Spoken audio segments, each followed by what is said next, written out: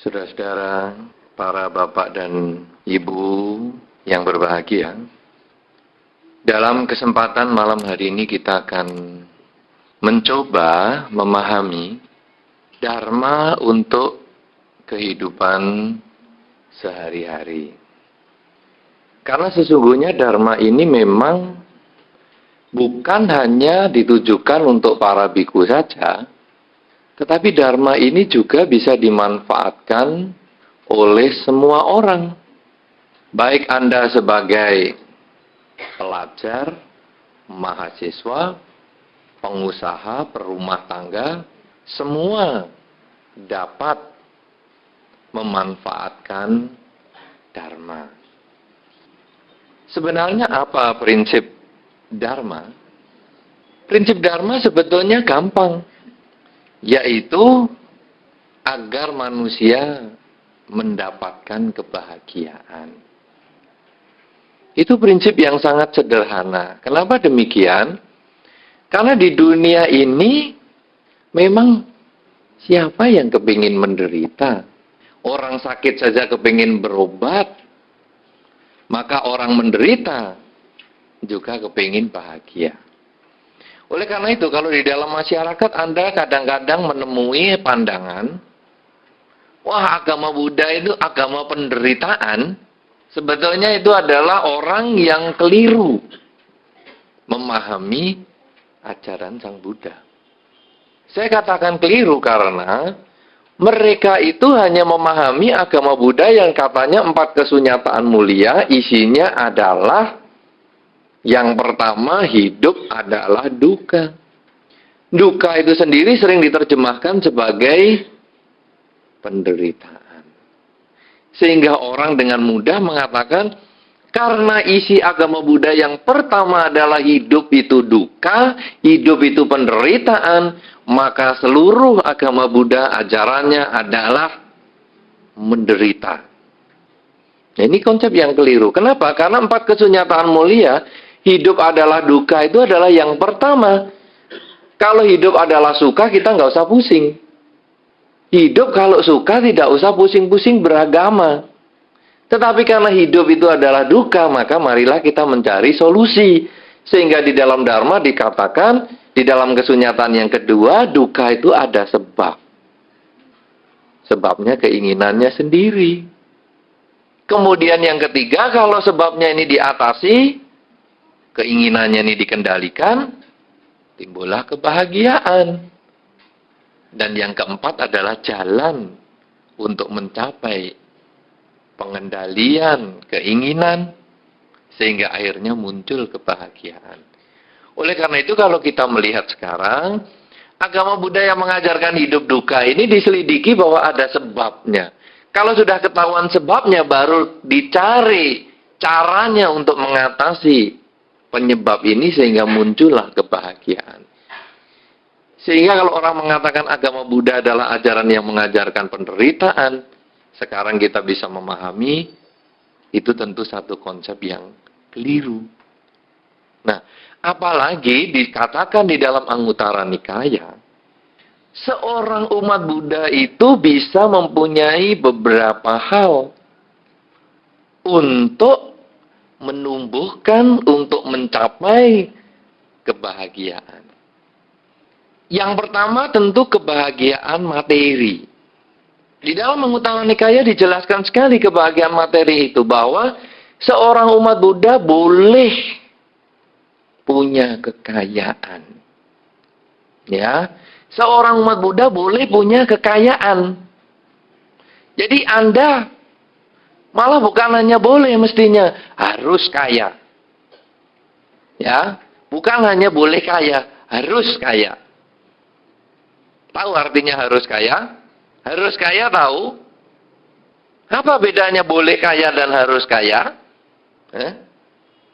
Boleh kaya dan harus kaya. Tahu enggak? Ini bahasa Indonesia. Ini bukan bahasa Pali. Anda enggak usah mikir sampai mukanya berkerut-kerut 27 lingkaran. Boleh kaya dan harus kaya itu apa artinya? Hah? Kalau boleh kaya itu apa? Boleh kaya, boleh tidak, boleh miskin. Kalau harus kaya, tidak ada pilihan lain. Loh, sudah mulai pinter Anda bahasa Indonesia. Nah, tadi melongo terus. Wah, harus kaya dan boleh kaya kok nggak bisa milih. Harus kaya berarti tidak ada pilihan lain. Anda harus mempunyai sesuatu usaha untuk berjuang.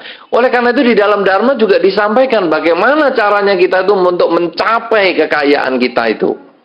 Ada banyak cara. Ada semangat. Kemudian perjuangan yang keras sekali untuk mencapai apa yang kita inginkan itu. Jadi orang kepengen kaya itu harus berjuang. Bukan santai-santai kipas-kipas di dalam rumah. Tidak. Harus berjuang. Kemudian bagaimana kita bisa mulai mengumpulkan. Menjaga milik kita itu. Kalau rusak diperbaiki. Kalau hilang dicari. Jadi kalau orang kepingin kaya, jangan uangnya dikemplang orang, ya sudahlah, karma burukku memang berbuah, tidak apa-apa, santai-santai. Miskin kalau sudah begitu nanti. Kejar uangnya itu. Tapi kalau nggak dapat, ya udah, memang karma buruk sungguh-sungguh berbuah. Tapi kalau tidak, Anda harus berjuang. Capai itu. Nah, jadi Anda menjaga apa yang sudah Anda miliki. Kemudian juga, bagaimana supaya bisa kaya terus? Punya teman. Teman yang baik itu adalah teman yang mendorong kita, menjaga, membuat kita selalu berusaha. Bukan teman yang ngajak kita ke diskotik, santai-santai, sabu-sabu, narkoba. Teman yang mendorong kita untuk selalu berjuang. Bukan teman yang, sudahlah kamu punya uang berapa? 10.000. Nih ada 4 nomor. Pasang nih. Kena syukur, nggak kena ya hitung-hitung berdana. Ini teman sesat. Tinggal. Karena ada teman di dalam Dhamma itu adalah teman yang membawa kita menuju kemajuan. Karena itu di dalam Manggala Sutta yang Anda baca tadi adalah asewana cak balanang panditanan cak sewana. Jangan bergaul dengan orang yang tidak bijaksana. Bergaullah dengan orang yang bijaksana. Karena pergaulan itu sangat-sangat penting untuk meningkatkan kualitas kekayaan kita. Kalau Anda membaca buku tentang psycho-cybernetics, pernah dengar itu? Hah? Berapa orang yang hari ini baru mendengar?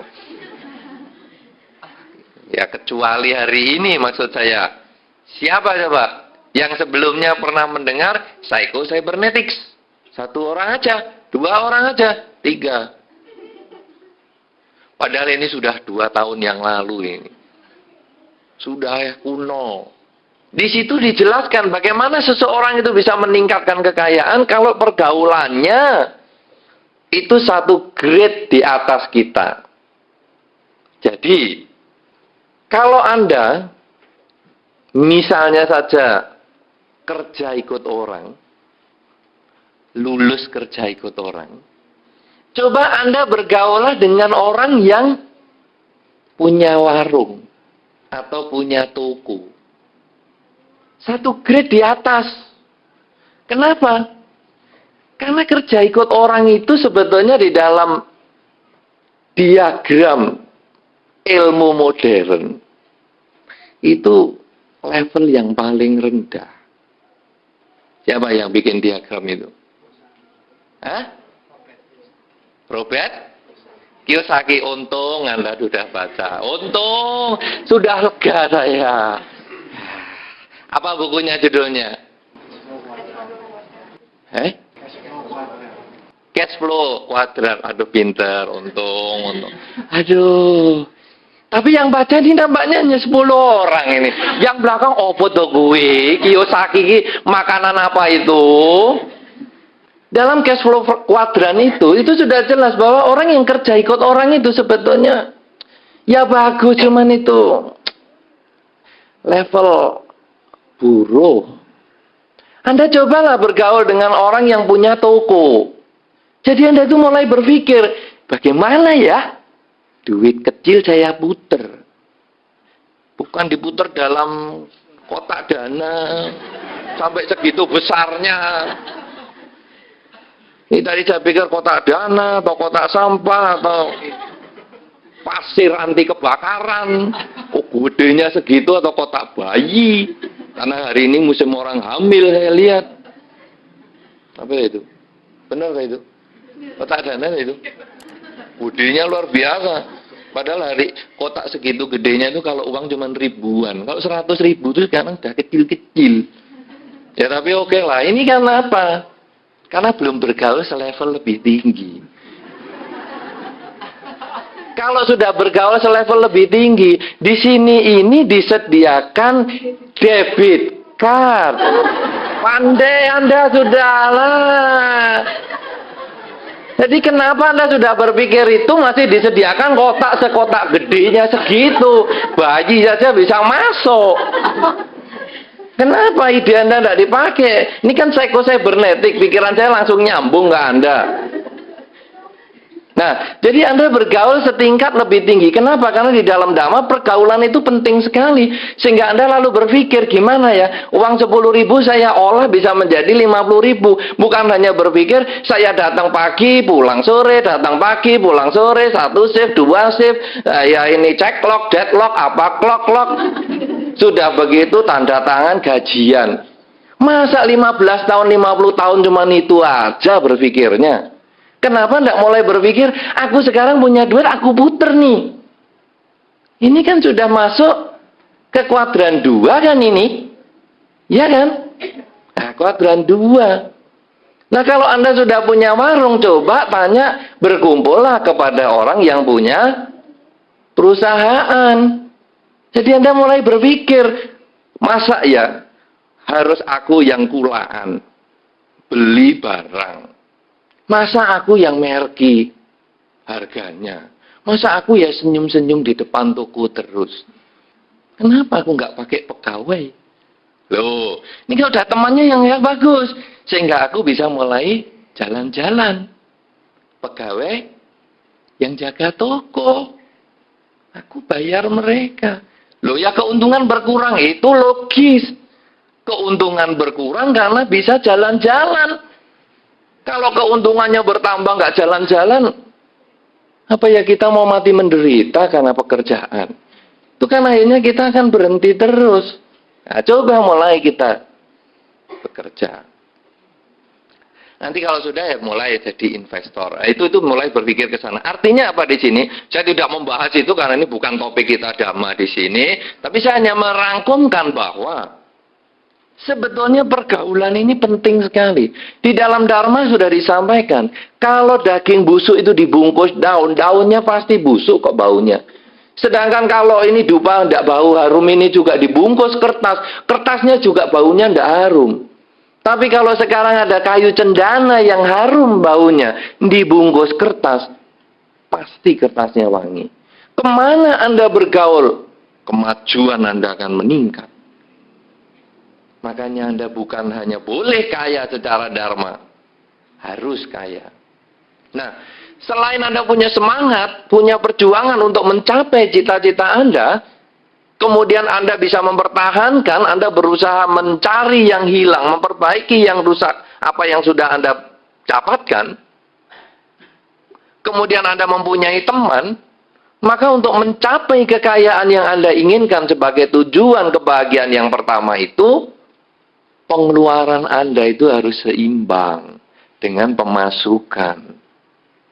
Kalau kita melihat di dalam Sigallowada Sutta, kita crosskan ke sana, maka kita akan melihat bahwa pengeluaran di dalam Dharma yang dianggap 100% itu 25% atau seperempatnya dipakai untuk kehidupan, 50% atau 2 bagian itu dipakai untuk menambah modal, dan 25% lainnya disimpan, didepositokan, atau dikerjakan untuk berbuat kebaikan. Jadi Anda lihat di dalam Sigallowada Sutta, 25% dipakai hidup, 50% dipakai untuk modal, 25% didepositkan. Apa ini sebetulnya? Ini adalah konsep investor. Ya kan? 50% kan diinvestkan lagi. Coba Anda bandingkan dengan Kiyosaki punya. Kiyosaki. Betul? Ya, coba Anda bandingkan. Arahnya kan dia maunya ke investor, toh. Si Galowada Suta 3.000 tahun yang lalu sudah ngomong tentang investor. Cuman nggak dibaca baik-baik. 50% modal Anda itu cemplungkan lagi untuk modal. Bukan malah 50% untuk jualan jalan kemana-mana. Nah, hebatnya lagi berbuat baik 25%. Seperempat. Atau Anda depositokan. Kenapa di dalam Dhamma disampaikan kok 25% disimpan? Karena Anda tidak selalu sehat. Ini jaminan kesehatan. Istilahnya sekarang ada asuransi. Ini 3.000 tahun sudah diomongin. Jadi kalau Anda sakit itu duitnya dari mana? 25% yang Anda kumpulkan setiap hari ini loh. Jadi ini harus kaya. Oh, ini masih banyak nanti level kekayaan ini. Wah, rumit sekali. Hari ini kalau saya bahas itu pulang bisa kaya semua nanti. Kaya teori maksud saya. Karena itu saya akan masukkan ke level yang kedua. Bahwa sekarang kebahagiaan di dalam Dharma bukan hanya kekayaan materi. Anda bukan harus kaya materi. Tapi ada kebahagiaan yang kedua. Di dalam Anguttara Nikaya disampaikan Anda harus mencapai satu kedudukan sosial tertentu. Anda harus punya prestasi di dalam kehidupan Anda. Prestasi apa saja? Prestasi kuliah, mungkin apakah itu ranking 1 dari depan, ranking 1 dari belakang, sama saja. Pokoknya prestasi. Karena pasti Anda dikenal. Coba lihat itu yang paling pinter tuh bintang kelasnya. Nah ini coba lihat ini yang paling blow on ini di kelas. Karena Anda akan mencapai satu posisi tertentu. Sayangnya kalau yang negatif sebaiknya jangan dikerjain karena malu-maluin umat Buddha. Coba lihat Anda, bayangin Sang Buddha. Begitu lahir langsung prestasinya akan meningkat. Kan diramal tuh. Ini kalau tidak raja di raja, raja dari segala raja, mesti jadi Buddha yang paling top. Ini prestasi. Lah guru kita prestasinya positif begini, ada mahasiswa IP-nya 0,9 lagi. Ya itu prestasi juga, tapi untuk apa prestasi yang jelek? Anda memang berani 0,9 IP, tapi untuk apa? Coba bisa prestasi 3,5, 3,7. Maksudnya 3,7. Anda jangan terlalu cepat berpikir. Atau bisa 4 plus. Itu bagus sekali. Sehingga cum laude, summa cum laude. Coba itu. Anda capai. Kenapa? Karena Anda harus. Bukan hanya, ya aku boleh berprestasi, boleh tidak. Apa yang pernah Anda capai di dalam kehidupan ini? Usaha apa? Sekarang selama Anda kuliah, apa prestasi yang sudah pernah Anda dapatkan? Apakah Anda sudah pernah jadi bintang kelas? Pernahkah Anda menjuarai olahraga di kampus Anda? Pernahkah Anda menjuarai hari Valentine? Dengan mengirim coklat yang terbanyak, sampai banyak lawan jenis sakit gigi. Prestasi apa yang Anda pernah capai? Karena itu adalah status sosial. Dan di dalam masyarakat pun Anda harus punya status sosial. Di dalam kepengurusan atau di dalam wihara. Sudahkah saya menjadi pengurus wihara? Sudahkah selama hidup saya sebagai umat Buddha pernah bertanya pada saat acara begini? Ada pertanyaan? Ada, saya mau tanya. Sudah belum? Suruh tanya aja. Lain kali aja Bante. Saya kalau lihat Bante lupa semua. Emangnya saya pil koplo lupa semua. Ini kan nggak beres namanya. Coba prestasi tanya. Prestasi pacaran. Nggak usah, prestasi pacaran nggak usah. Itu bikin orang banyak sakit hati. Tetapi cobalah, bikin prestasi yang positif-positif. Sehingga nanti setiap kali di wihara ini kan ada lomba nggak? Saya nggak tahu di wihara ini menjelang Waisak. Misalnya anak yang paling rajin ke wihara ada nggak? Bikin. Mungkin pengurusnya nggak ada yang rajin juga, jadi nggak ada yang berani bikin. Coba bikin. Siapa yang dalam 1 tahun itu 52 kali pergi ke wihara? Setiap hari kebaktian. Ada?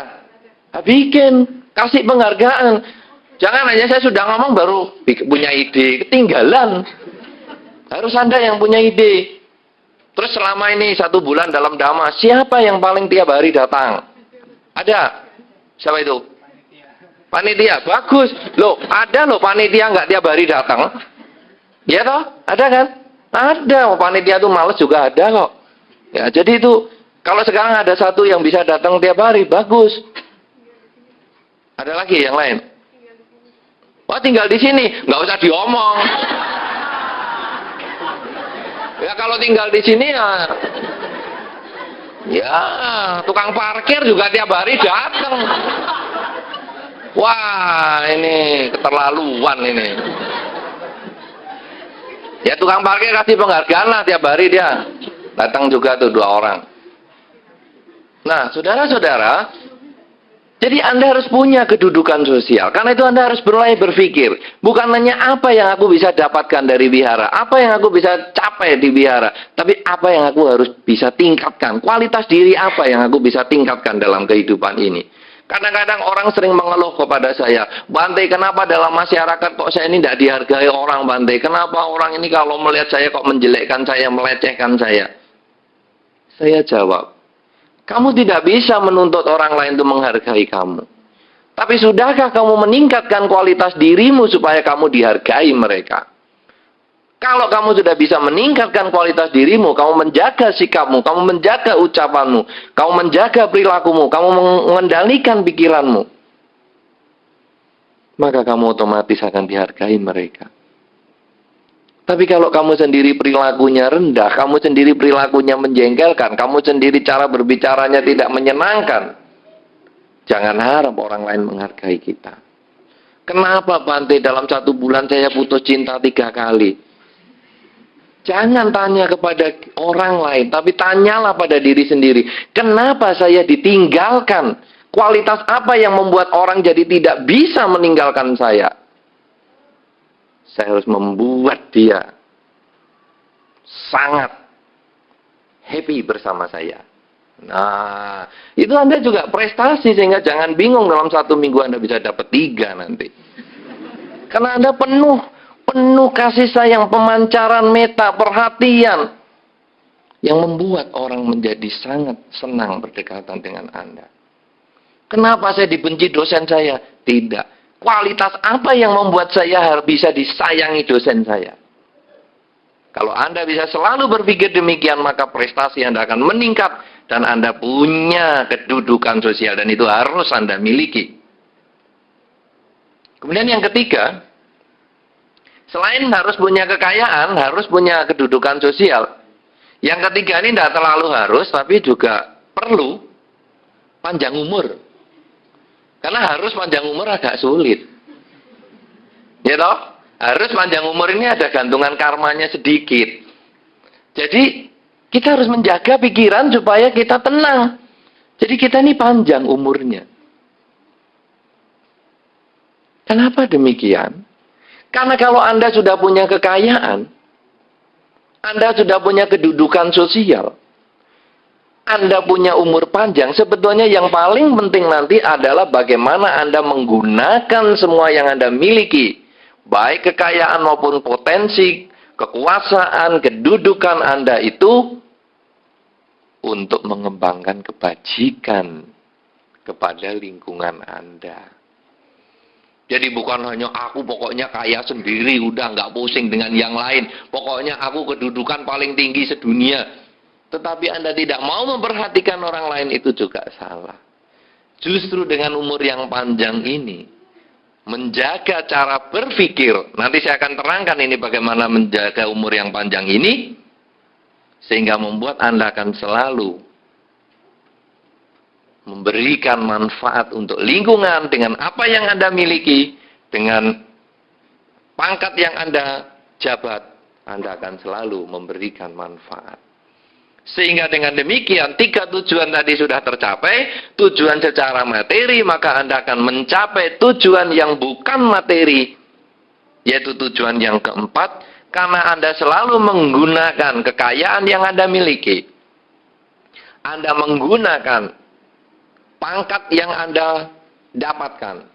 Dan Anda menggunakan usia panjang Anda itu untuk lebih lama Anda mengembangkan kebajikan. Berdasarkan kekayaan dan pangkat Anda, maka muncullah kebahagiaan yang keempat. Kebahagiaan surgawi. Yaitu, mati pun Anda happy. Ini di dalam Anguttara Nikaya 265 ini disebutkan.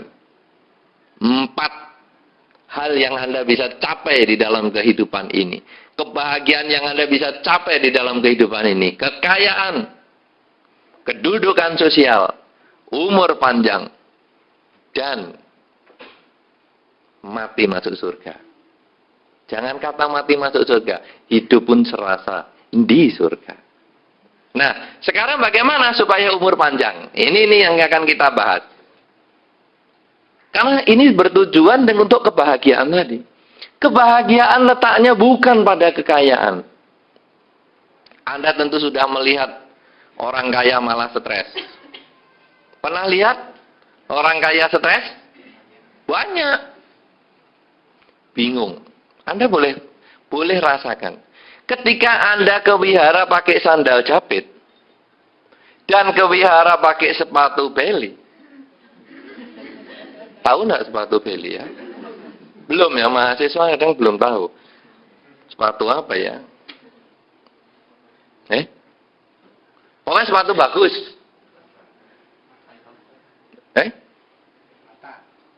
Sepatu bata. Oke lah. Anda pakai sandal jepit sama sepatu bagus, itu nanti kebaktian cara berpikirnya lain. Kalau pakai sandal jepit, meditasi lebih tenang. Tenang meditasi. Tapi kalau sepatu bagus, biasanya meditasi gelisah. Tenangnya itu nanti kalau sudah pulang. Lihat sepatunya lagi, aduh lega. Apalagi di beberapa wihara yang tidak bentuknya ruko. Biasanya wihara yang agak besar, kan sepatu sandal kan di luar sama masalah. Itu kalau pakai sandal sama pakai sepatu, kalau hujan, itu meditasi tenang yang sandal jepit. Hujan lebat itu yang sandal jepit tenang-tenang. Wih, malah mungkin mencapai puncak konsentrasi yang luar biasa. Tapi yang bersepatu bagus, bingung. Gimana ya sepatuku? Apa sudah jadi kolam ya? Waduh. Itulah kekayaan bikin stres. Ya kan? Makanya Anda sering melihat toh umat Buddha ke wihara sandalan jepit. Jadi sulit kan dibedakan antara ke wihara dan ke WC? Apalagi yang tinggal di sini. Anda pakai sandal jepit, tidak masalah? Bingung. Mungkin benar nih sandal jepit hijau tadi punya Anda. Sandal jepit sudah bodol masih dipakai lagi. Anda naik sepeda motor. Sepeda motor bodol sama sepeda motor baru. Ayo coba jalan-jalan keliling Surabaya. Yang naik sepeda motor bodol lebih tenang. Santai. Tapi yang naik sepeda motor baru takut lehernya kena celurit. Kekayaan bikin stres. Ya kan? Banyak itu Anda alami. Yang di rumah tidak punya apa-apa, tidur nyenyak. Pintu rumah nggak kekunci juga nggak apa-apa. Tapi begitu punya sepotong sabun aja. Aduh, ini nanti kalau ada orang masuk ke kamar saya gimana ya? Sabunku diambil. Apalagi yang punya uang lebih banyak lagi. Nah, saudara-saudara, oleh karena itu kekayaan tidak menimbulkan kebahagiaan. Kekayaan itu hanya alat tapi tidak menimbulkan kebahagiaan. Anda boleh punya rumah dengan kekayaan Anda, tapi Anda tidak bisa membeli kebahagiaan dalam rumah tangga. Anda boleh beli obat dengan kekayaan Anda, tapi Anda tidak bisa beli kesehatan. Anda boleh bayar pelawak dengan kekayaan Anda, tetapi Anda tidak bisa membeli tawa yang muncul dari batin Anda. Oleh karena itu, kekayaan Anda boleh capai, tapi itu bukan kebahagiaan utama. Pangkat juga sama. Pangkat itu hanya alat. Bukan tujuan yang pasti dengan Anda mencapai mesti bisa bahagia. Tidak. Kebahagiaan letaknya bukan di harta. Kebahagiaan letaknya bukan di pangkat. Kebahagiaan letaknya bukan di usia. Karena di dalam Dhammapada juga disampaikan, walaupun satu malam, walaupun satu hari, hidup seseorang yang mengenal Dhamma, itu jauh lebih berharga daripada 1000 tahun tanpa mengenal Dharma. Jadi bukan umur panjang yang jadi masalah. Kalau begitu saudara-saudara, kebahagiaan ini letaknya di mana? Bisakah kita mendapatkan kebahagiaan? Bisa. Tetapi bukan hanya secara fisik dengan keuangan. Bukan hanya secara fisik dengan jabatan. Bukan hanya secara fisik dengan umur panjang. Bukan secara surgawi dengan mengembangkan kebajikan. Tetapi kebahagiaan itu kita peroleh dengan cara berpikir. Jadi yang paling penting di dalam kehidupan kita untuk mencapai kebahagiaan adalah cara berpikir. Karena orang pengen kaya, bisa juga tidak kaya-kaya. Tapi bisa lebih bahagia daripada yang kaya. Apa buktinya? Yang punya sandal dan yang punya sepatu mahal. Ya kan? Yang punya sandal meditasinya kan lebih tenang daripada yang punya sepatu mahal. Karena yang punya sandal bisa berpikir, nanti pulang aku lebih cepat karena aku datangnya lambat. Aku kan duduk di paling belakang, makanya suruh maju kan pada susah. Karena maunya pulang cepat nukar sandalnya.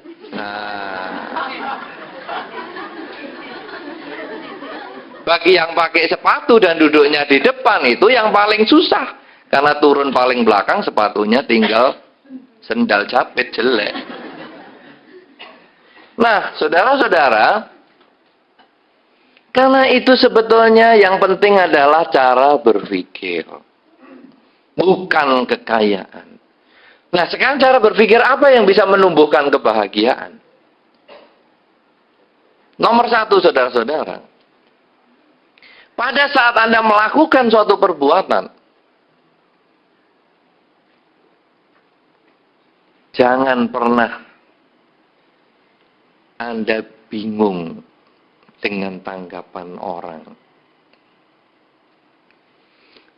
Kenapa demikian? Karena di dalam Dhammapada telah disampaikan bahwa kita ini duduk, berdiri, berjalan, berbaring, selalu ada yang mencela. Tidak pernah kita itu benar. Kita harus punya prinsip. Apa yang Anda ingin kerjakan? Jalan itu sebagai satu prinsip. Saya pernah mengibaratkan di sini orang yang mau menjual kerbau. Sebagian di antara Anda tentu sudah mendengar, tapi yang belum mendengar, saya akan ulang sedikit. Kakek dan cucu yang menjual kerbau ke pasar. Ketika kakek dan cucu ini menjual kerbau dan mereka menuntun kerbau, ada orang mengatakan kepada mereka ketika bertemu di jalan, 2 orang ini bodoh. Karena kerbau kenapa harus dituntun? Kan bisa dimanfaatkan yang terakhir sebelum dijual ke pasar. Sehingga kakek dan cucu ini berpikir, kalau begitu, Kakeklah naik kerbau. Cucu jalan di samping kerbau. Dalam posisi seperti itu ketemu orang lain lagi. Dan mereka mengatakan, orang tua tidak tahu diri. Sudah lama naik kerbau masih belum puas. Yang kecil yang disuruh jalan. Mereka berpikir, benar juga. Kasihan anak kecil cucuku. Naiklah si cucu ke punggung kerbau, si kakek yang jalan.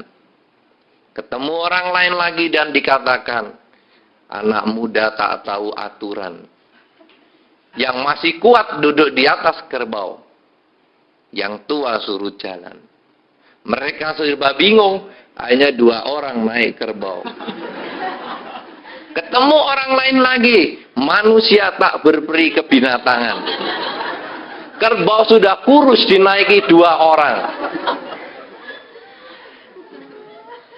Bingung. Kenapa saudara? Karena kita di dalam setiap perilaku kita mesti ada pro dan kontra. Maka kuncinya Anda harus punya prinsip. Kalau ini bukan merek iklan loh ya, iklan rokok. Saya ngomong prinsip-prinsip terus saya ingat rokok jadinya. Anda harus punya prinsipnya itu. Nah ini kan rokok teman. Apa ya? Anda punya keteguhan hati. Bahwa saya akan melakukan ini. Anda punya komitmen. Anda punya apa ya? Semangat. Pokoknya saya harus mengerjakan ini. Apapun yang diomongkan orang. Di dalam bahasa Jawa Timuran saya paling suka dengan satu pepatah. Rawi-rawi rantas, malang-malang putung. Itu satu pepatah yang sangat luar biasa. Rawi-rawi rantas itu kalau kita masuk ke sebuah hutan, akar-akar beringin, akar segala macam itu yang menurun itu dipotong semua untuk buat jalan. Rawi-rawi rantas. Malang-malang artinya adalah pohon yang tumpang tindih begitu, potong ini semua buat jalan. Karena itu ada satu orang yang mengatakan, segala sesuatu pasti ada jalan keluarnya. Semua masalah pasti ada jalan keluarnya. Kalau Anda tidak ketemu jalan keluarnya, buat jalan keluar. Dibuat. Harus buat. Ini orang yang sangat semangat. Semua masalah ada jalan keluarnya. Kalau Anda tidak ketemu jalan keluarnya, buat jalan keluar. Bukan dengan tali digantungkan leher Anda. Tapi harus Anda buat karena pasti bisa selesai. Nah, karena itu saudara-saudara, sekarang cara berpikir Dharma juga sama seperti itu. Bahwa kita bisa dikritik orang, tapi kita harus berjuang. Karena sudah dikatakan di dalam Dhammapada bahwa kita duduk, berdiri, berjalan itu selalu dikritik. Apa sih buktinya? Anda duduk ini tiap hari dengerin Dhamma begini, ini bisa dikritik kok Anda. Pengangguran ya? Tiap hari ke wihara selama 1 bulan. Apa pengangguran? Coba kamu kerja sana, gak kaya raya. Bisa dikritik. Tapi Anda yang tidak datang juga bisa dikritik. Dalam 1 tahun itu cuma 1 bulan dengerin begini. Kenapa kok tidak dimanfaatkan? Anda yang setengah datang, setengah tidak, itu juga dikritik. Kamu kalau datang kan kalau pas yang kamu cintai itu datang kan? Kalau kamu kan enggak datang ya sudah kelihatan itu. Makanya kan pengurusnya ini kan gantian datangnya. Nah, kalau si pengurus si A yang datang, kamu datang. Kalau pengurus yang si B datang, kamu enggak datang, ya kan? Jadi tetap ada kritikan. Nah, oleh karena itu saudara, Anda harus punya komitmen. Anda harus punya ketetapan hati. Aku harus melakukan ini. Itu mengurangi stres. Dan itu menambah semangat Anda. Karena kalau tidak, aduh aku datang ya salah. aku ndak datang salah, setengah datang setengah ndak ya salah. Aku disuruh apa kok salah terus? Harus kembali kepada diri Anda sendiri. Saya memang harus datang. Tapi yang kedua, saudara, Anda tidak bisa cuek bebek, tutup kuping orang ngomong apa, no reckon, tidak. Yang kedua, Anda juga harus mengingat khotbah Sang Buddha. Ketika seseorang mengkritik Anda, cobalah Anda dengarkan dulu. Kalau memang itu bermanfaat, pakai. Kritikan dia itu kalau memang bermanfaat, pakai. Tapi kalau kritikan itu tidak bermanfaat, tinggalkan. Sebaliknya, kalau Anda dipuji, Anda juga renungkan baik-baik. Kalau pujian itu bermanfaat, memang demikian kenyataannya, terimalah pujian itu. Tapi kalau pujian itu terlalu melambung-lambungkan, terlalu muluk-muluk, Anda boleh mengatakan, sorry, saya tidak begitu. Ini penting sekali, saudara, dalam menyikapi kritikan ini. Karena kalau kita hanya cuek bebek, tidak ada kemajuan yang kita bisa peroleh.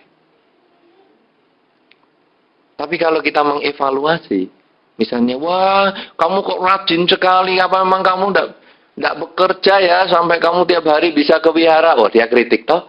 Lalu kita tanya, loh kok kamu bisa ngomong begitu, kenapa? Ya kan kamu pasti nggak kerja kalau begini. Aku kerjanya pagi kok, malam tidak. Ah, berarti kritikan dia keliru. Sorry, saya tetap ke wihara. Dipuji, wah hebat, kamu tiap hari ke wihara. Wah, pasti nanti kamu suci nih. Kalau suci yang tinggal di wihara ini loh. Ini lebih suci lagi. Oh, saya hanya datang aja kok bisa suci. Saya tuh datang mendengarkan dhamma, bukan masalah suci tidak suci. Saya kepingin menambah pengetahuan dhamma sehingga saya punya pedoman hidup. Bukan pengen suci tidak suci. Nah, dengan demikian maka pujian yang datang tiap hari hebat suci itu sebetulnya bohong.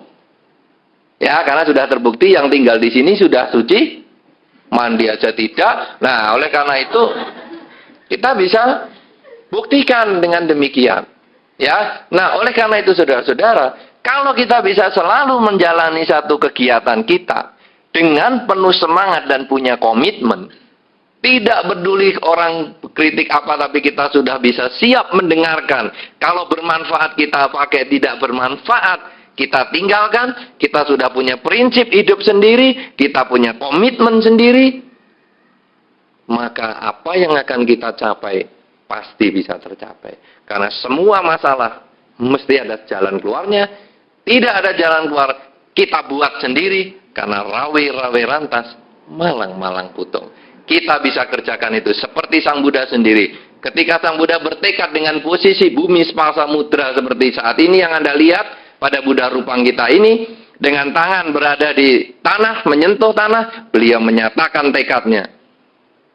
Saya tidak akan berdiri dari tempat ini sebelum saya mencapai kesucian, sebelum kering tulangku, darahku. Saya tidak akan bangkit dari tempat ini. Dan bumi ini menjadi saksi. Karena itu beliau memegang bumi sebagai saksinya. Ini adalah kekuatan tekad yang kuat sekali. Karena itu kita bisa punya semangat, kita harus berjuang, sehingga akhirnya kebahagiaan akan menjadi milik kita. Karena kebahagiaan bukan unsur materi, bukan unsur luar, tetapi adalah cara berpikir. Inilah yang perlu saya sampaikan pada malam hari ini sebagai bekal Dharma untuk Anda semua. Semoga Anda berbahagia dan bisa memanfaatkan Dharma pada malam hari ini sehingga bisa digunakan di dalam kehidupan sehari-hari Anda. Semoga Anda berbahagia di dalam Dharma. Semoga semua makhluk, baik yang tampak maupun yang tidak tampak, memperoleh kebaikan dan kebahagiaan sesuai dengan kondisi karmanya masing-masing. Sabbe sata bawantu sukitata.